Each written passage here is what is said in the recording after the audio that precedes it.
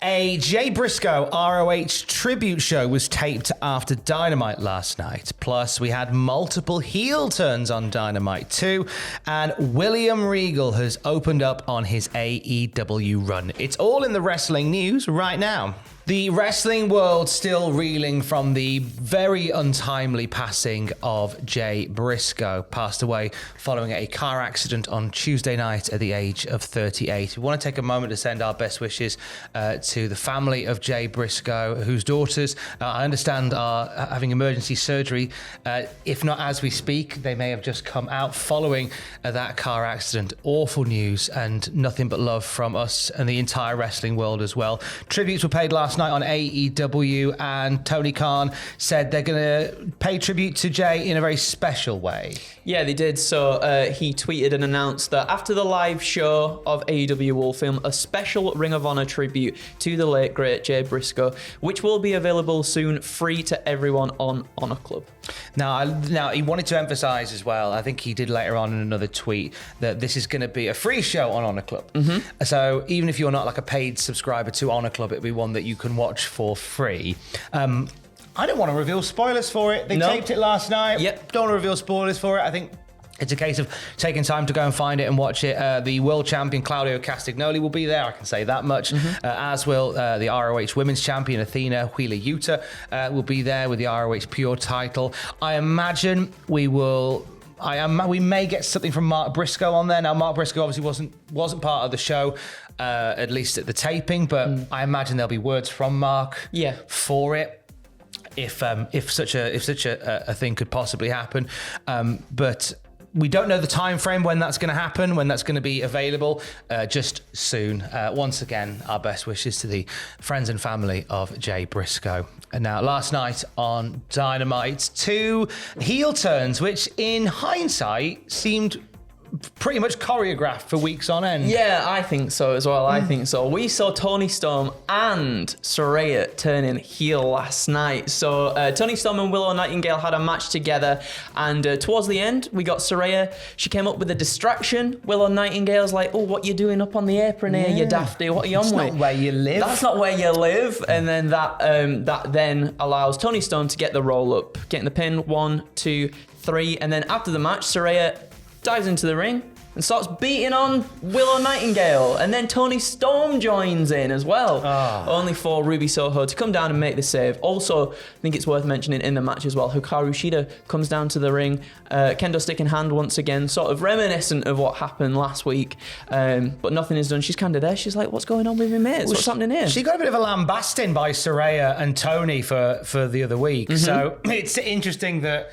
she's now sort of caught between the devil and the deep blue sea on this one.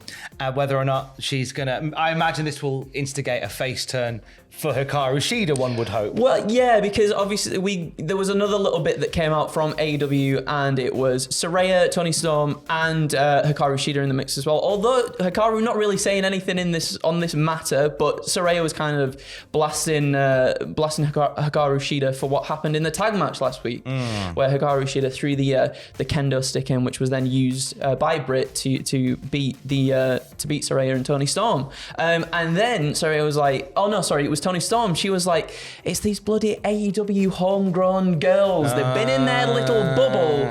They don't know what we know." So that sort of, facilitates this heel turn, and I guess what is going to be a driving force for a storyline in the weeks to come. We're from that company up north. Yes, that's it. Here we go.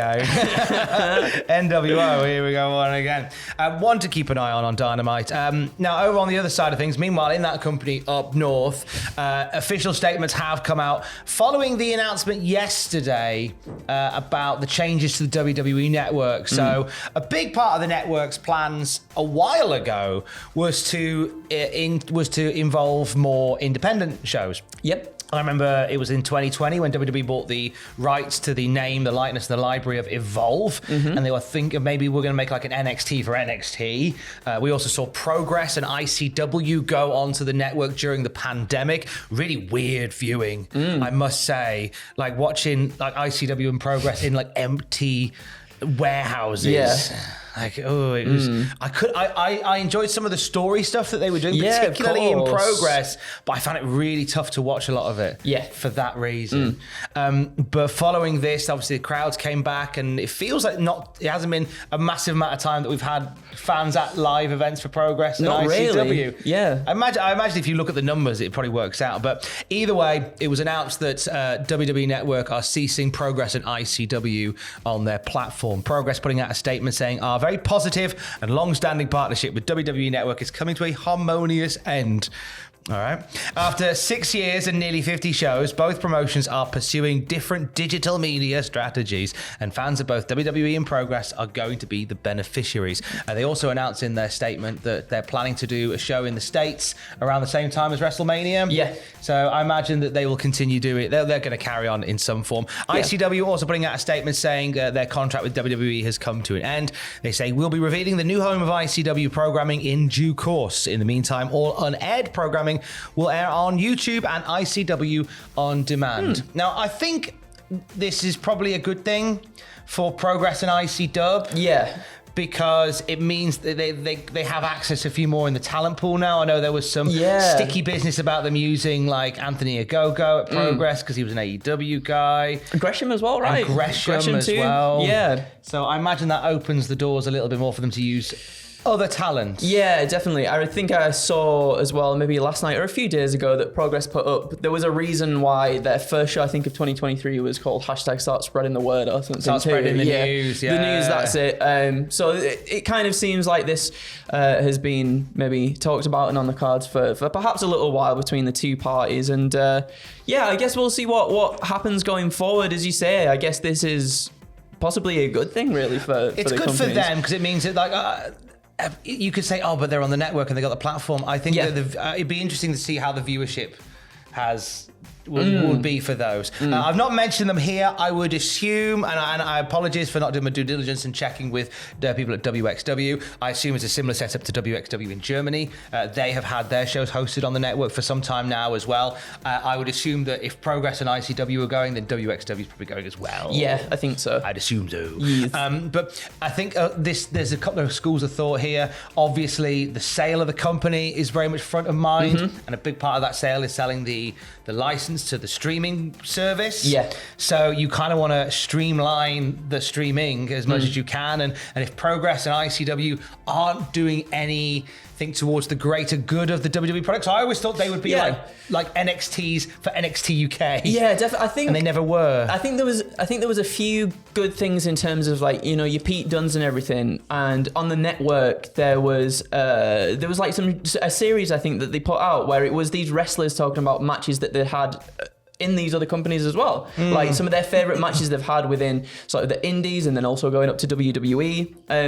And they would like put together a compilation of all the things. They'd tell little stories about it as well. And I thought that was always really good in terms of maybe getting people who are unfamiliar with these products, like their eyes onto the things that these people have done in the past, and also these other promotions too, which was always really cool. But whether it felt like they did enough with that is, I guess, another question to be had. It is. And another thing that comes to mind as well when it comes to utilising that library is they've got NXT Europe on the horizon. Yes, they do. It's all gone quiet on the Western front there, but if that is still something that they're planning to do, then I guess it's a case of, again, streamlining, going, why do we have independent shows where we just have NXT Europe in the middle of it all? Could possibly be the case. We'll end on a bit of stuff from one of the UK's finest, rather than one of NXT's finest. I guess he's an NXT finest as well. William Regal was on the Distraction Pieces podcast with Scroobius Pip. Listen to Distraction Pieces. It's great. Pip's brilliant. We had him on Desert Island Graps a little while ago. Love Pip.